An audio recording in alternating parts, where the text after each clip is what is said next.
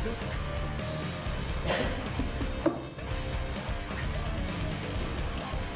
molt bona tarda a tothom i benvinguts en aquesta tercera jornada del cicle Capmany i Capmany, el compromís amb la cultura que ha impulsat la Diputació de Barcelona. Després de la primera jornada, que va ser aquí a la Bon Maison, amb l'Esbar Català de Dansaires, i de la segona, al Teatre Lliure, hem tornat aquí, a la Bon Maison, just al lloc on Aureli Capmany va ser professor, i us hem col·locat d'una manera curiosa perquè hem tingut la voluntat d'abocar la classe, l'aula on Aureli Capmany ensenyava jocs i danses populars tradicionals catalanes. Estem en l'època de la mancomunitat, del noucentisme, i a Catalunya arrela una altra manera de fer pedagogia on hi ha més proximitat amb l'alumne i on es posa l'alumne també més al centre del debat educatiu com a punt de referència. Doncs una mica és això el que hem volgut abocar amb aquesta disposició. Permeteu-me que us presenti la ponent d'avui. Ella és la Montserrat Palau. La doctora Montserrat Palau és escriptora i professora de literatura catalana a la Universitat Rovira i Virgili. Ha dedicat recerques a l'obra de Maria Aurèlia Capmany, que ha reivindicat des del feminisme modern, sobretot en el seu llibre Escriure la vida en femení, de Maria Aurèlia Capmany, del 2008. El 2015 va ser elegida diputada al Parlament de Catalunya per la llista de Junts pel Sí i recentment ha estat nomenada membre del Consell Assessor del Fòrum Cívic, Social i Constituent impulsat per la Generalitat de Catalunya. És el nom oficial,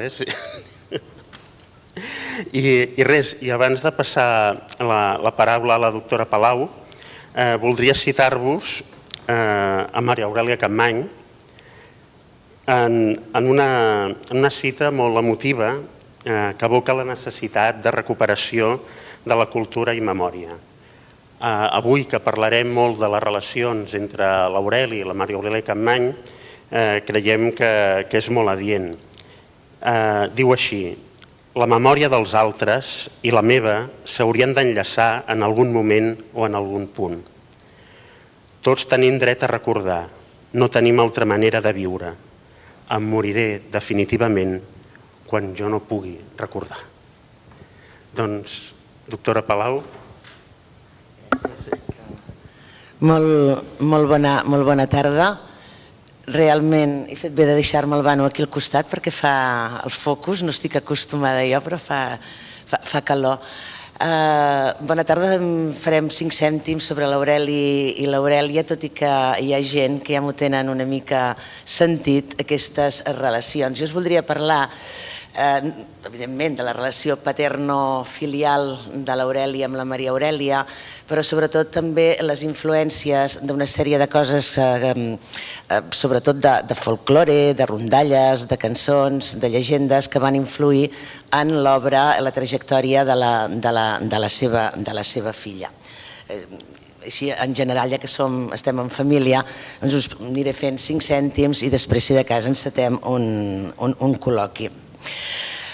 Evidentment, per parlar en Capmany de l'Aureli i de la Maria Aurèlia, hem d'anar a raure en el moment en què l'Aureli Capmany entra en relacions amb la Maria Farnés i d'aquí neix la Maria Aurèlia, cosa que tampoc no és tan, diguem-ne, normal, sinó que també té tota una sèrie d'anècdotes i temes en aquella època. Ens hem de situar a 1915. Abans el Josep Maria parlava de la mancomunitat, de l'escola de la Bon Maison, que ell havia estat professor, i ens hem de situar al 1915, i el 1915 l'Aureli Capmany era ja tot un personatge conegut i també reconeguda la seva feina en diverses vessants. Ell havia estat membre i fundador dels primers de l'Orfeó Català, de l'Esbar Català de Dansaires. Havia també estat membre del Centre Excursionista de Catalunya. Del 1901 fins al 1913 ell havia anat recollint totes les cançons que composen el seu cançoner popular de Catalunya, que és una de les seves obres més conegudes. Havia fundat, creat, dirigit la revista Patufet. Col·laborava en nombrosos diaris, revistes, mitjans de comunicació d'aleshores, i tot just feia molt poc, era el 1914, que aquí havia començat la docència, havia començat a fer de professor de folklore, d'assignatura de folklore. Aleshores, en 1915, l'Aureli Capmany, inquiet com sempre, en aquest cas li entra que vol fer un treball sobre els refranys que estan recollits a la novel·la El tirant lo blanc. I per parlar de refranys i per saber de refranys, qui millor que el gran paramiòleg, el que havia recollit els nombrosos refranys de Catalunya, que paramiòleg, folclorista també, polític, periodista, tot un personatge, que era el Sebastià Farnés. El Sebastià Farnés no sortia de casa. No sortia de casa perquè se li havia mort una filla, la filla Constància, de l'epidèmia del tifus de 1914. I aleshores el Sebastià Farnés vivia amb les tres filles, la gran, la Maria, destinada, com que ell era vidu, a viure sempre amb el pare i cuidar del pare, i les dues més petites, la Mercè i la Júlia o Julita, mestres i bibliotecàries que tota la vida van treballar. Com que el Sebastià Farnés no sortia de casa, l'Aureli Capmany durant tot un any va anar cada dia a casa del Sebastià Farnés i sigui com sigui, al cap d'un temps va dir que es volia casar amb la filla Maria Farnés. Segons la mateixa Maria Aurèlia Capmany, es va enamorar de la filla gran i no va parar fins a casar-s'hi. I afegeix la Maria Aurèlia Capmany, el Sebastià Farnés no li va perdonar mai, no li va perdonar mai a l'Aureli Capmany. Segons la mateixa Maria Aurèlia Capmany, els motius de què Sebastià Farnés estés tan enfadat era, per una banda, perquè la Maria era la filla que l'havia de tenir cura d'ell a la casa. D'una altra banda, que l'Aureli Capmany en aquells moments era un home madur, era un home ja més gran que la filla, que era, segons també la Maria Aurèlia, un bon vivant, i que, per tant, Maria feia molt malament de casar-se, però sigui el que fos, el 1916 Aureli Capmany es va casar amb Maria Farnés. I de la boda, que hi ha fotos que se'n conserven, que aquest any també s'han penjat a les xarxes, el padrí de boda de l'Aureli i de la Maria va ser l'Apel·les Mestres, l'autor, poeta, dramaturg, l'Apel·les Mestres. Aureli Capmany en aquests moments té 47 anys. Maria Farnés té 26 anys. Maria és una lectora voraç de Balzac. A la Universitat Rovira i Virgili nosaltres tenim el llegat i podem veure totes les obres que es conserven i que hi ha totes les obres completes gairebé de les novel·les del Balzac, que també tocava el piano, que tenia tota una cultura i que de cop i volta es va veure abocada a fer de cistellera a la botiga de la Rambla. A fer de cistellera a la botiga de la Rambla amb la seva sogra perquè l'Aureli Capmany va continuar fent la vida que feia sempre, és a dir, les seves tertúlies, les seves classes, les seves conferències i, sobretot, les seves tertúlies a les nits, arribant tard a casa. I només es presentava una vegada a l'any a la cistelleria, segons la pròpia filla, que era per fer-li una palma modernista per rams, una palma modernista que ella considerava ja passada de moda, diu jo tot amb tirabuixons i amb aquella palma recargolada, quan les nenes de la meva època ja anaven amb palmó. Sigui com sigui, es casen Aureli Capmany i Maria Farnés, i la Maria Aurèlia Capmany, en aquella obra Diàlegs a Barcelona, que ara també s'ha representat a trossos, dirigida o dramatitzada per Jordi Coca, en aquell llibre diàleg entre Maria Aurèlia Capmany i Pasqual Maragall, ella, la Maria Aurèlia Capmany, ho resumia. Diu, van casar-se l'Aureli i la Maria per culpa del tirant lo Blanc de Joanot Martorell i del tifus de 1914. I en aquest sentit sí que cal citar que, en definitiva, Tirant lo Blanc és una obra emblemàtica en tota la vida i trajectòria de la Maria Aurèlia Capmany, començant ja d'aquest matrimoni que possibilita el Tirant lo Blanc, aquesta unió, aquesta coneixença entre l'Aureli i la Maria. La Maria Aurèlia Capmany en va fer moltes adaptacions teatrals ja a l'Escola Isabel de Villena, on era professora, a l'Escola d'Art Dramàtic Adrià Gual. A instàncies del Joan Fuster en va fer una versió que es va estrenar al Teatre Principal de València i després es va publicar a Editorial 3 i 4.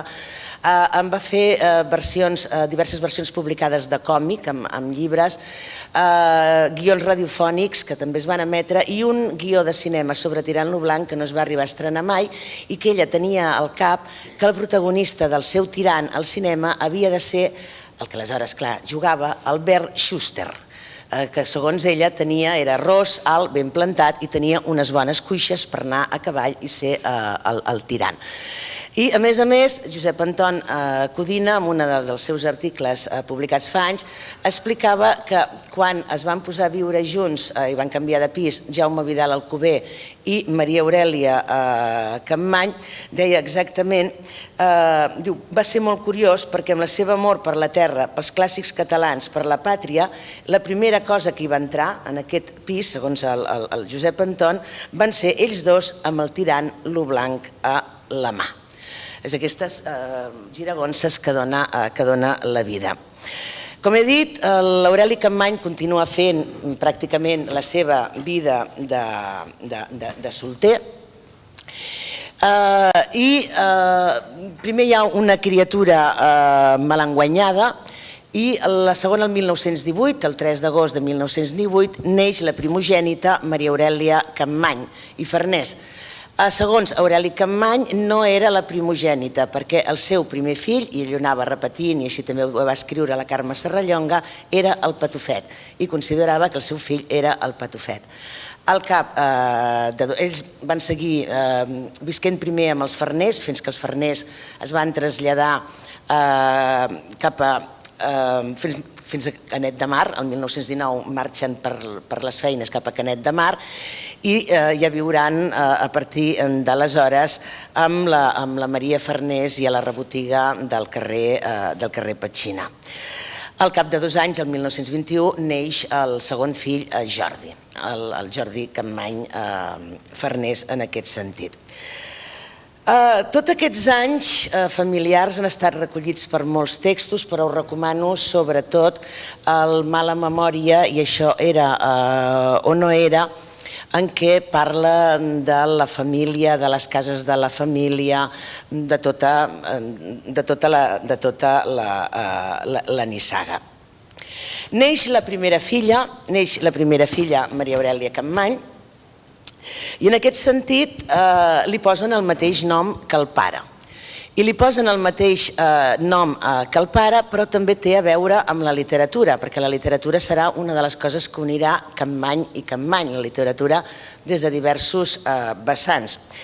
I concretament el nom del pare, Aurelio, que no era tampoc molt comú ni era en absolut present en tota la nissaga familiar, resulta que ve per l'afany de lector, també tornem a la literatura, de l'avi Pau Capmany, és a dir, el pare de l'Aureli Capmany, Pau Capmany, era un gran lector de novel·les de fulletó, i la seva preferida, segons Maria Aurèlia, El misterio de las sectas secretas o el francmasón proscrito, aquesta novel·la, que en definitiva aquesta novel·la es deia realment Misterios de las sectas secretas o el francmasón proscrito, novela histórica interesante por su plan y su objeto, adecuada a los sucesos políticos, va estar publicada en 10 toms des del 1847 i el seu autor, que era Josep Maria Riera Comas, era exactament vicegerent de la propaganda catòlica a Espanya. Doncs aquesta novel·la de fulletó, el protagonista, el francmasón proscrito, es deia Aurelio. I aleshores el Pau Capmany li va posar al seu fill Aurelio, com que la família no ho sabia pronunciar, li deien Aurelio.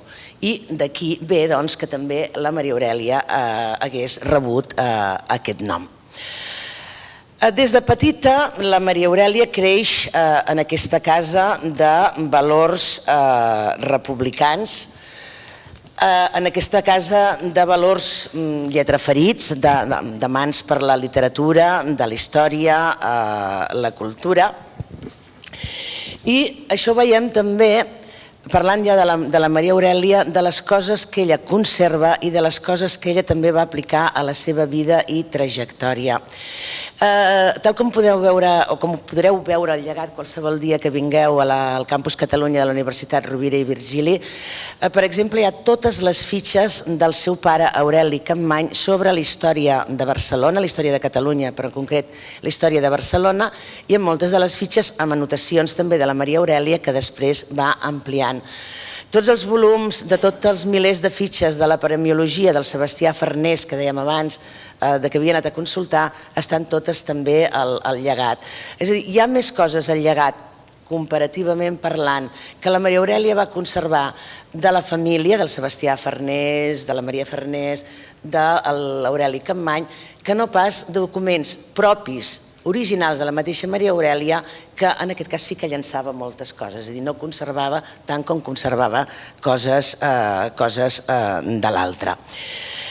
També la Maria Aurèlia no va parar fins a aconseguir que obres de l'avi, la paremiologia catalana, però sobretot obres del seu pare, fossin editades, reeditades en la mesura que fos possible.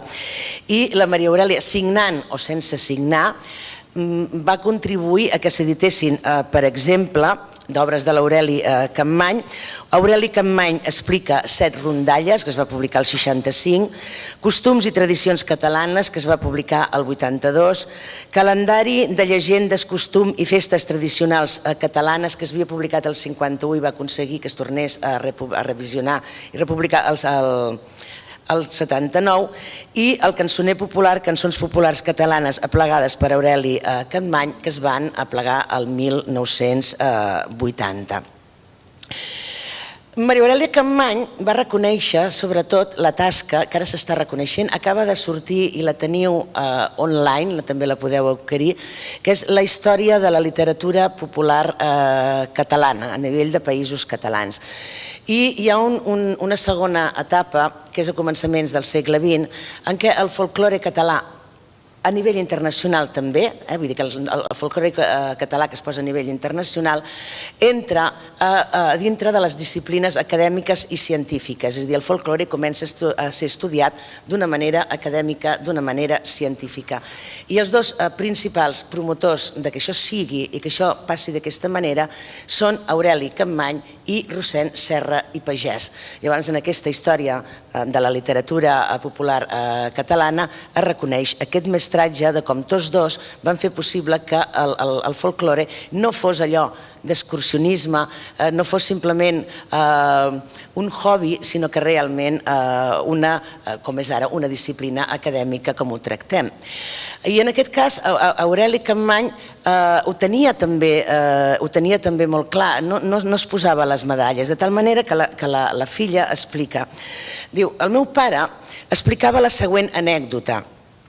Un dia l'havia anat a trobar un folclorista deixeble seu i aquest li havia dit: d'acord, Capmany, vos sou el primer folclorista, però el segon sóc jo. El meu pare li havia contestat: quin disbarat, jo no sóc el primer folclorista. Abans que jo, i amb justos títols, cal mencionar en Serra i Boldú, en Carreras i Candi, en Serra Pagès, en Sebastià Farnés, en Pelayo i Briz, en Vidal i Valenciano, en Maspons i Labrós, mossèn Cinto mateix, o si anem enrere, recordarem Víctor Balaguer, Milà Fontanals. Ei, prou, prou, va cridar l'altre. Si seguim, quin lloc em tocaria a mi? L'Aureli Capmany era conscient que formava part d'aquesta nissaga de folcloristes i Maria Aurèlia Capmany això ho va remarcar molt en tots els seus estudis, en tots els seus apunts. La Maria Aurèlia creia que el seu pare era un esperit de la Renaixença i que sobretot ell buscava cançons i publicava cançons perquè la gent les cantés, és a dir, perquè en aquest esperit comunicador, amb l'esperit pedagògic, perquè la gent els cantés. I que, per tant, en aquest sentit, per Aureli Capmany, segons Maria Aurèlia, el que importava és que el patrimoni, aquest patrimoni popular, fos justament del poble, que les cançons fossin del poble. Llavors diu, sí que l'Aureli, diu exactament la Maria Aurèlia, reclama l'autoritat dels savis i reprodueix les cançons publicades en llibres esgotats o difícils d'adquirir. Però el seu objectiu és sempre el que diem ara, deia la Maria Aurèlia, un mitjà de comunicació de masses, és a dir, que arribés a la gent. Deia la Maria Aurèlia, quan explicava tot això, diu, Aureli Capmany va tenir sempre vocació d'erudit, mai no va aventurar teories genealoides, no volia inventar res. Volia ser testimoni de la veu popular i estimava per damunt de tot la veritat. Tracta sempre de recolzar allò que diu amb autoritats reconegudes i no s'oblida de citar prioritats amb un respecte, de vegades potser excessiu, de vers la lletra impresa, però en definitiva un respecte que confereix als seus treballs una validesa per damunt del pas del temps, de les modes i de l'humor. Llavors, aquest afany comunicador i aquest afany pedagògic i que de les coses arribin a la gent és un també dels trets que hereta la Maria Aurèlia Capmany. Per exemple, el 1979 es va fer un homenatge públic tant a l'Aureli Capmany com a Joan Mates, tots dos fundadors, i en el segon cas el Joan Mates, fundadors d'Esbars, i en el cas del Joan Mates, fundador de l'Esbar Barsino. I en aquest acte d'homenatge conjunt hi va intervenir la Maria Aurèlia Capmany i el que ressaltava de tots dos era que comunicaven, que ajuntaven a la gent, que feien rotllanes sobretot per comunicar, per posar-ho en comú, que no s'obliden de qui els han precedit, però que sobretot que eren feliços quan diversos esbars s'unien en una mateixa rotllana, es movien en un mateix rimne i sentien aquesta força que només dona la comunicació, la veritable comunitat. És aquest afany que hereta també la filla.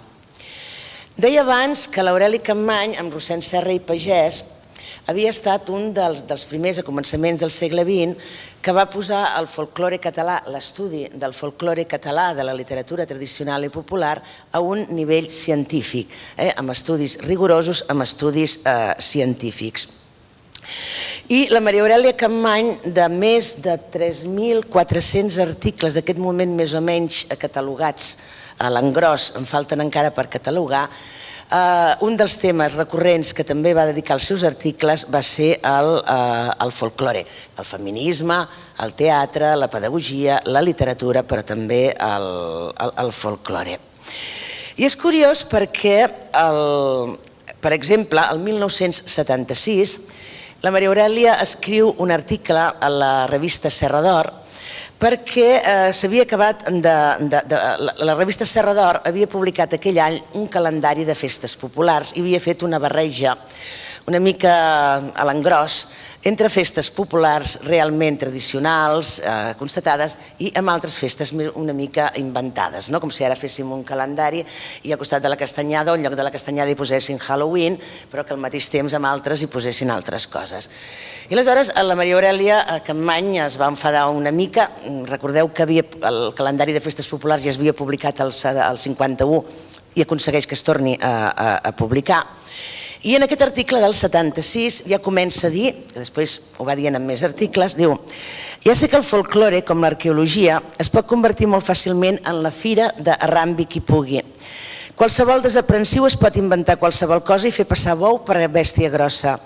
Per això és tan urgent la creació d'uns estudis folclòrics que s'apliquin a un àmbit documental que de cap manera no queda inclòs en cap dels estudis que s'imparteixen a les nostres escoles i universitats.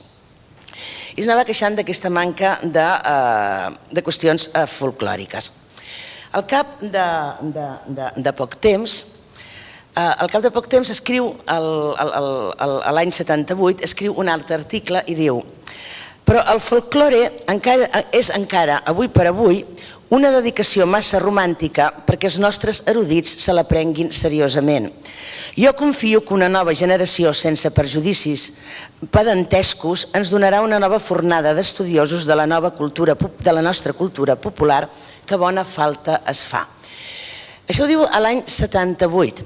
I aquí sí que també hi ha influència campanyana, influència de la Maria Aurèlia Capmany, perquè justament el curs 78-79, a aleshores Universitat de Barcelona, avui en dia Universitat Rovira i Virgili, aleshores incipient Departament de Filologia Catalana, el director del qual era en Jaume Vidal Alcover, aleshores també parella de la Maria Aurèlia Capmany, el 78-79 es va començar a impartir, el Josep Maria Pujol, la terra també li sigui lleu, el Josep Maria Pujol va començar a impartir literatura oral i tradicional, va començar a impartir estudis de folklore i d'aquells anys, a començament dels 80, hi ha l'arxiu de folklore que podeu consultar en línia amb el RONCAT, etc., tota una sèrie de treballs. Però vull dir que en certa manera aquest esperit científic de l'Aureli Capmany amb les instàncies de la Maria Aurèlia doncs es van unint. Una de les altres qüestions, també que hereta d'Aureli Capmany, és el gust per la festa popular, per la festa de caràcter, per la festa al carrer, per la festa tradicional. La Maria Aurèlia, que sempre reivindicava com una dona finestrera, en un també d'un dels seus articles reivindicava les festes populars. Per exemple, va ser la primera pregonera de l'Ajuntament Democràtic de Tarragona i va dedicar el seu pregó a Santa Tecla i la vida de Santa Tecla, amb totes les llegendes apòcrifes i tot el folklore al voltant de Santa Tecla. I una de les coses que va portar a terme com a regidora de Cultura de l'Ajuntament de Barcelona va ser la recuperació de la festa de Santa Eulàlia, de la festa major d'hivern de la ciutat. I en aquest sentit hi ha un article de la Maria Aurèlia publicat el 1987, que també us el recomano, que es diu Santa Eulàlia la ben parlada, i Santa Eulàlia la ben parlada, que són 3 o 4 pàgines, és un article que és una explicació sobre literatura oral, sobre literatura popular, i en què fa referència a les rondalles, a la mitologia, a les cançons, a les festes i fins i tot en aquest article fa referència a Tirant lo Blanc, una altra vegada al cercle. Dues coses més també, i obrim una mica de diàleg per l'estona que ja porto parlant, d'influència del pare amb la Maria Aurèlia. Les rondalles i les llegendes, és a dir, també qüestions de literatura popular. Podríem parlar d'altres temes, que sí, d'altres temes de folklore, que sí, l'excursionisme, però més que res les rondalles i llegendes, i en concret dues obres, tot i que trobem esment de rondalles en moltes obres de la Maria Aurèlia Capmany, aquí en Quima hi ha rondalles de tot arreu. Els dos llibres seus de memòries, un dels quals es diu Això era i no era, bon vol tingui la cadernera, és a dir, hi ha aquest joc. Però van influenciar sobretot dos llibres, no sé si els heu llegit, perquè estan molt més aviat destinats de literatura infantil i juvenil, literatura juvenil més que no pas infantil, d'una banda que és El malefici de la reina d'Hongria i d'una altra banda La llegenda del cap de Sant Jordi. Aleshores, amb el malefici de la reina d'Hongria, el que fa la Maria Aurèlia Capmany, com fa també amb moltes altres facetes creatives, en aquest cas parteix d'una rondalla de Jordi de Racó, de Joan Alcover, per entendre'ns, de les rondalles mallorquines, que és la llegenda de la reina d'Hongria o els tres patrons de la nau. I de fet ella només parteix del primer nom, que és la llegenda del malefici de la reina d'Hongria. Conserva també els tres germans, és una rondalla d'aquelles que són tres germans, que cadasqual ha de fer tota una sèrie d'aventures fins a aconseguir el tema final. Ja sabeu com funcionen les rondalles. El que passa que ella no ho situa a l'època de la reina d'Hongria, és a dir, l'època de Jaume I, sinó que ho situa al segle XVIII. La violant es diu Iolanda, passa a Barcelona i per tant hi ha tota una recreació literària. El que sí que és curiós, per una banda, és que ella parteix de la rondalla mallorquina aplegada i publicada per la Moll, però també parteix de llegendes més antigues, aplegades, per exemple, per Manuel de Bofarull o per Bartomeu Montaner, sobre la reina violant d'Hongria i Jaume I, però el més curiós, com us deia, una de les qüestions que parteix i que està també present en tota la novel·la és una de les versions populars que corria per tota Catalunya en una cançó, que era la filla del rei d'Hongria, també sense H. I aquesta cançó, La filla del rei d'Hongria, qui l'havia plegat i qui la tenia al seu cançoner, sinó Aureli Capmany. I tornem a tancar el cercle. No és així amb la llegenda del Cap de Sant Jordi. A la llegenda del Cap de Sant Jordi, cap al final dels anys 70, a veure, sobre Sant Jordi, el sant és llegendari. La vida del sant és llegendària, ja no sabem que és veritat. Les relíquies que existeixen per tot arreu són llegendàries. Tot el que s'explica ja, tot plegat, és llegendari. I aleshores va tornar, com moltes èpoques en diferents segles, a finals dels anys 70, i es va recollir en un llibre. De fet, el llibre era d'un professor medievalista de la Universitat de Princeton l'any 76, que havia fet una investigació i dient que sempre es havia parlat, ja des de l'època de Pere III el Cerimoniós, del Cap de Sant Jordi, i sempre que hi havia com 4 o 5 caps per tota la Mediterrània del Cap de Sant Jordi. I llavors aquest professor de Princeton, dels Estats Units, havia dit que la llegenda del Cap de que el Cap de Sant Jordi es trobava a Itàlia. I el que fa la Maria Aurèlia Capmany és reconstruir, fer servir la història, com sempre en les seves obres, a l'època de Pere III el Cerimoniós, i que són els catalans els que troben i els que tenen aquest famós Cap de Sant Jordi. I finalment, he fet referència a la cançó de la filla del rei d'Hongria. Un altre dels temes que la Maria Aurèlia Capmany va conrear des de diverses facetes va ser el tema de les cançons. El tema de les cançons des de ben petita. I, de fet, ella explica, de quan era petita, diu: de tot el meu record, una xarxa de cançons em matisa l'aire. Em van adormir amb cançons i a l'institut vaig formar part del cor que dirigia el mestre Cervera. He cantat anant de camí, fregant plats, gravant vidre. En Farnés va ser soci fundador de l'Orfeó Català. El pare i la mare van ser cantaires. I acaba dient que sobretot el que li agrada són les cançons populars, les cançons llargues, perquè aquestes, amb la seva història ben contada, precisa, ben refermada, en els versos heptasíl·labs de rima assonant, formen part del substrat de la meva cultura oral. I a més diu que una de les cançons que més li agradava de petita era el Comte Arnau, interès també de l'Aureli Capmany, i que a més, en aquest cas, no tan sols havia recollit cançons a l'Aureli Capmany, sinó que la tieta Julita Farnés, acompanyant a l'avi Sebastià Farnés, també havia recollit diverses cançons, i la tieta Judita Farnés havia tingut 2 premis del Centre Excursionista de l'Orfeó Català per recull de cançons catalanes. Vull dir que tot era el tema familiar. Ella va estudiar filosofia a la Universitat, aleshores ja depurada, de Barcelona, i a la Universitat de Barcelona feien juguesques amb el Jaume Bofill, fill del Jaume Bofill i Mates, Jaume Bofill i Mates, que signava amb el pseudònim literari de Guerau de Liós. I aleshores amb el Jaume Bofill sempre feien juguesques en el sentit que un començava una cançó popular i a veure si l'altre l'acabava. Anaven sempre a l'igual. I quan a l'any 42 van fer la llicenciatura, van acabar el curs, van acabar la carrera, el Jaume Bofill li va dedicar una cançó a la Maria Aurèlia Capmany, que parlava d'ella, amb la tonada de l'estudiant.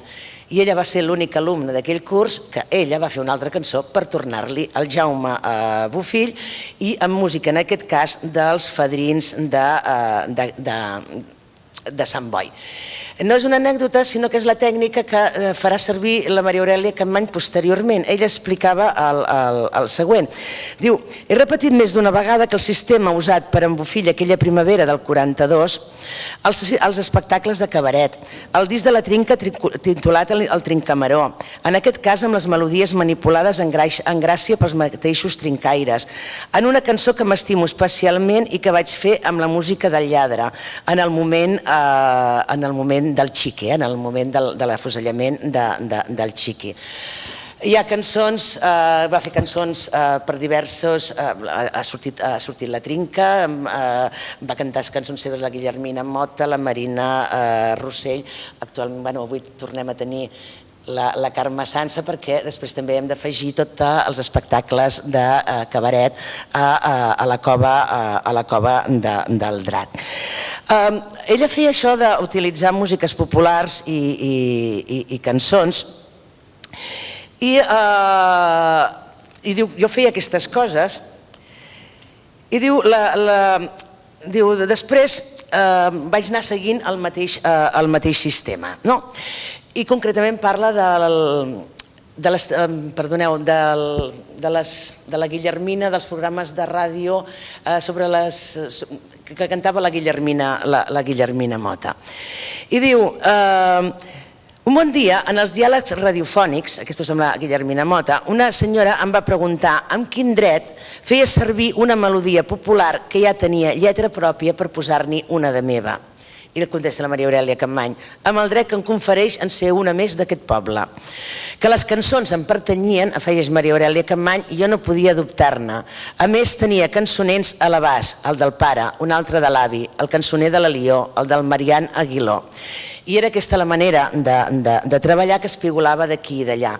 Em torno a referir a un text del Josep Anton Codina que diu com feien un espectacle, i en concret l'espectacle de cabaret del 68, Dones i flors i pitans. I escriu el Pep Anton. Diu: Capmany em deia: vols abastar-me el cançoner del pare? Vejam, el comte Arnau, tota sola feu la vella, muller lleial, 1, 2, 3, 4, 5, 6, 7 síl·labes.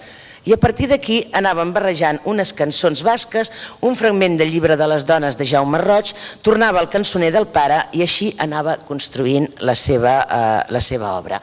I és així doncs com feia la seva obra també altres obres literàries en aquest cas.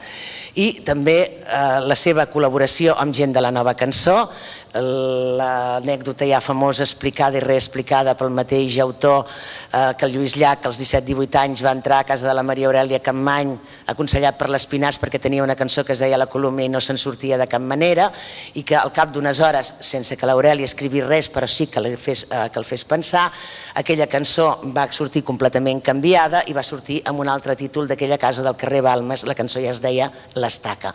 Era també, a banda de les rondalles i cançons, aquesta col·laboració amb les noves generacions.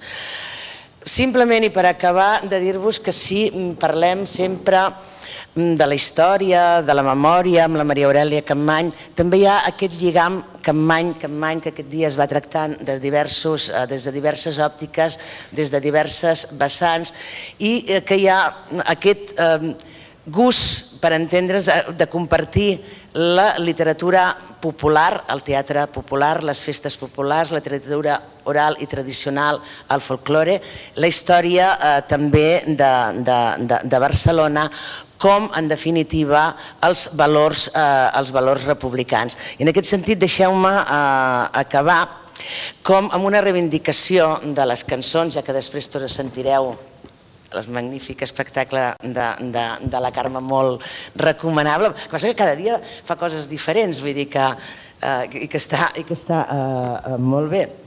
I la reivindicació de la Maria Aurèlia Capmany de la cançó, perquè ella creia, seguint, deia el seu pare, que les cançons són en definitiva les que expliquen la història de veritat. No altres llibres, sinó la història de veritat. Diu, la veu popular és la veu de la història veritable, car la història escrita la dicta sempre el vencedor, argumentava el meu pare, deia la Maria Aurèlia. La veu del vençut només apareix en la tradició popular. I a partir d'aquesta argumentació ella feia tota una teoria de com és que es va imposar els segadors i no pas l'himne del poble o el cant de les senyeres.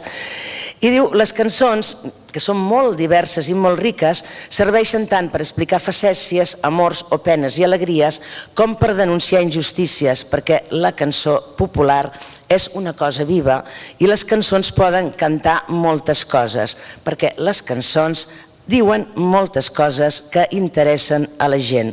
No són només un espectacle, no són només una joia, no són únicament un art, sinó que, a més, són un vehicle de comunicació. Fixeu-vos quin era l'ordre i quin era l'esperit de la Maria Aurèlia.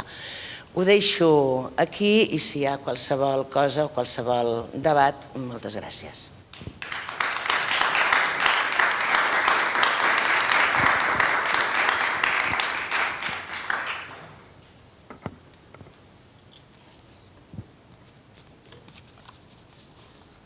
Ho teniu tot molt segut.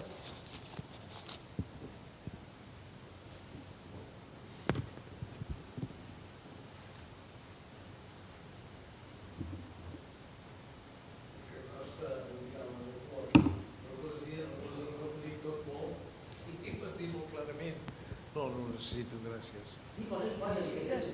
Per què? Deu ser per la multitud? Bé, d'acord. Bé, quedava dient que ho has arrodonit tot tant i ho has dit tan clavat i tan just que no calen gaires explicacions. Per això hi ha absència de suggerències i coses així, però estic d'acord amb tu, si algú vol parlar, que parli, que expliqui el que li interessa, que pregunti el que li interessa.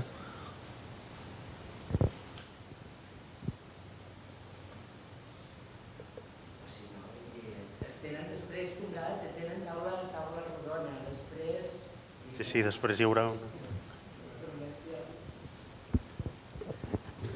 Volia preguntar-te, la Maria Farnés, que és la gran, les dues germanes són mestres i bibliotecàries.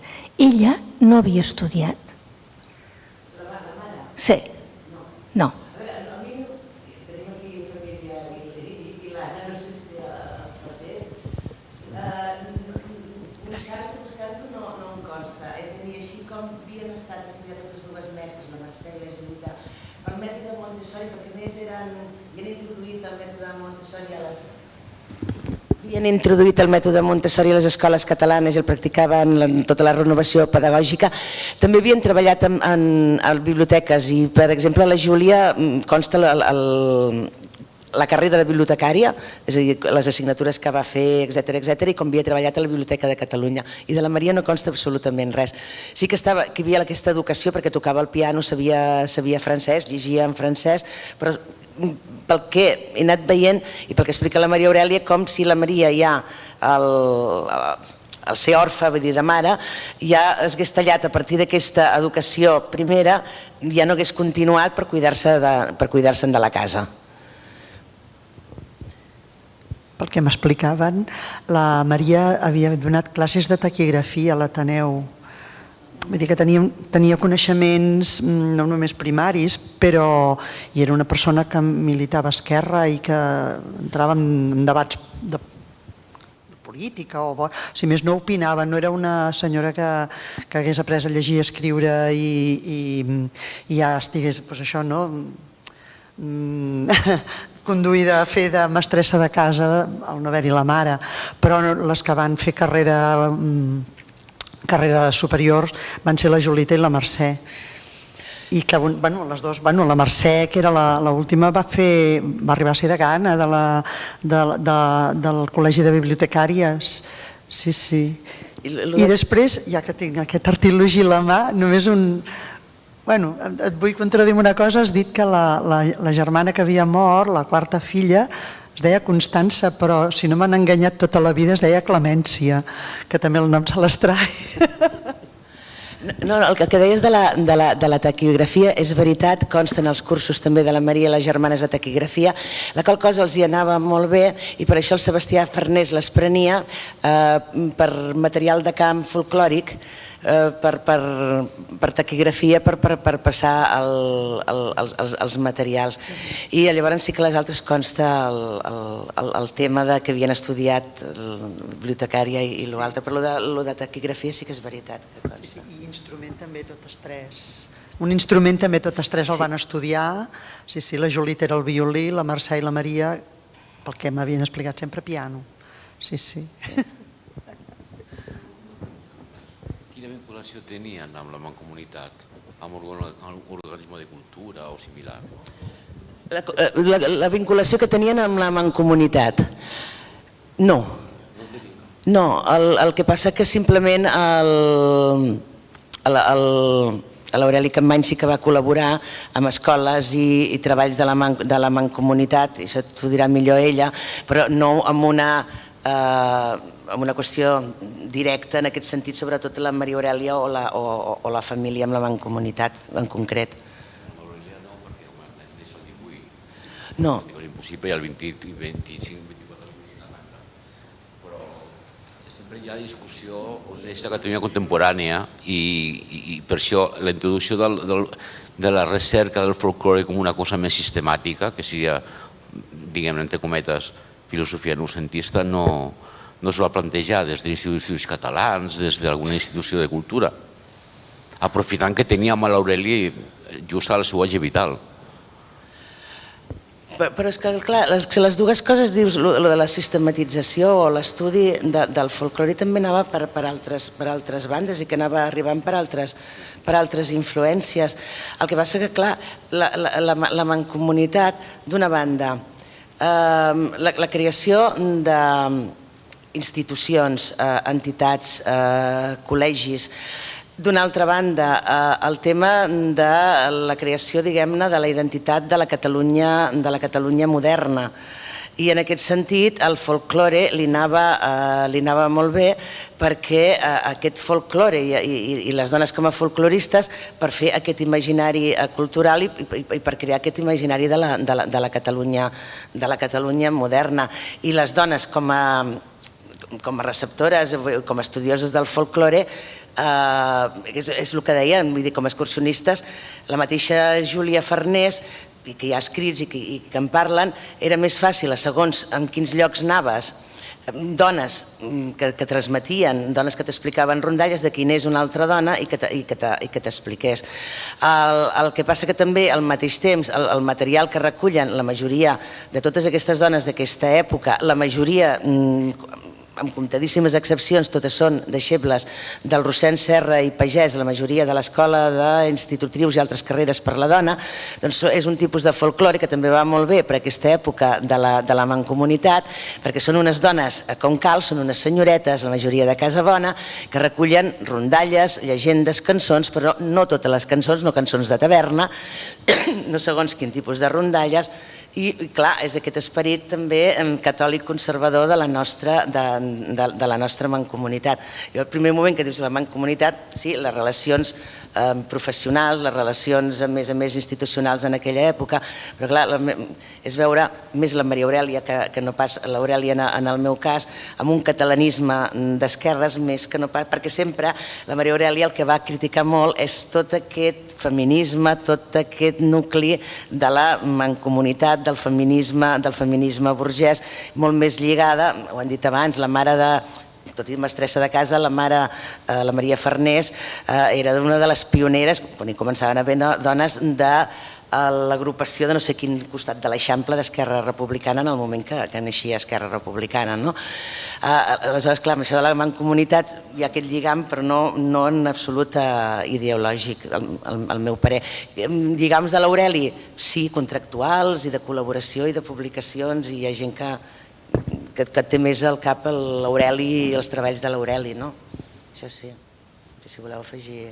No, jo només volia dir, la Julita va treballar com el seu pare a la Diputació de Barcelona fent de mestra d'infants.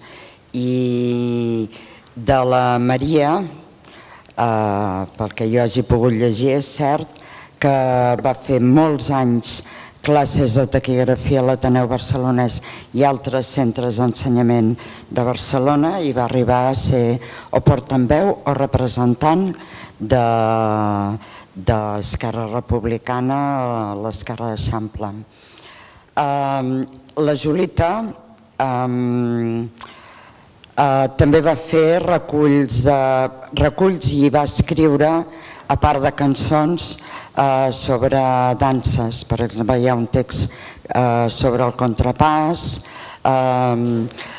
I el que comentaves de les dones, del cert feminisme burgès, és que no hi ha més manera, vull dir, totes, jo ho sé perquè soc bibliotecària, totes les bibliotecàries de les primeres generacions eren dones amb molta empenta que se n'anaven o a Canet com la Julita o a Valls on es fundaven biblioteques, però tothom venia, totes aquestes dones venien de famílies culturalment molt potents i que a més, vull dir, podien preveure que les seves filles fessin uns estudis superiors i que després marxessin de casa a guanyar-se el sou com a dones fent de directores de biblioteques. Vull dir, això només podia ser si venies d'una situació familiar determinada. Vull dir, no podia ser... Les dones anaven a l'escola professional, les que tenien més sort, de la que hi havia i la que hi ha en aquest centre. Vull dir, no és un tema, és que no hi havia més manera. Vull dir, les dones que, com la Julita, doncs tenien un entorn familiar concret. El tema de la taquigrafia no podem oblidar que Sebastià Farnés era un expert en taquigrafia i que de fet hi ha manuals de taquigrafia publicats de la que ell n'és autor. Vull dir que de fet la Maria el que va fer doncs ho tenia a casa també. És el llegat, el manual aquest de taquigrafia, ara que ho dieu, el teniu també al llegat. És això. El que no sabem, si algú averigua, és quan va morir la Júlia Farnés. Fins al 58 tenim el carnet que estava a la Biblioteca de Catalunya, però que no tenim per les històries del folklore, sabem més o menys les dates de naixement, però no trobem les dates. Va ser també tot un personatge, tal com explica amb les memòries de la mateixa Maria Aurèlia, la tieta Júlia, molt fantasiosa i molt divertida, en aquest sentit. La Julita era un personatge que vivia en el seu món, si més no que jo la recordo, i la Mercè era la que tocava de peus a terra i tirava tot endavant. I una vivia a la lluna, a les seves coses, i era molt entretinguda, i l'altra es cuidava de tota la casa, de cuinar. Jo les recordo totes dues grans, però vaja, una sempre pam, i l'altra... Li deia, Julita, plegaràs els mitjons? I l'altra deia, sí, no t'amoïnis. I al cap d'un parell d'hores els mitjons allà fins una pila. Julita, i els mitjons? Ja ho he fet. I li deia, dona, però estan per plegar. Ho he fet espiritualment i es quedava tan ample. I la pobra Mercè plegava els mitjons. I això passava moltes vegades i amb moltes coses. Una altra peculiaritat era que entre elles, quan volien dir alguna cosa que no volien que la meva germana i jo sentíssim, perquè era alguna conversa que elles consideraven que no n'havíem de fer res, entre elles parlaven en francès. Hi ha aquell episodi que explica la Maria Aurèlia en un dels llibres de memòries de que quan es va morir la Julita van tenir molts problemes perquè havia fet testament. Soltera tota la vida, havia deixat a 10 fills. 9 fills. 9, bueno, no. I quan li va dir al jutge, home, però on són? Diu, es van morir tots. I clar, l'home li sortia fum del cap, però bueno, és que era un personatge, la Julita, era autèntica, que diríem ara. Sí.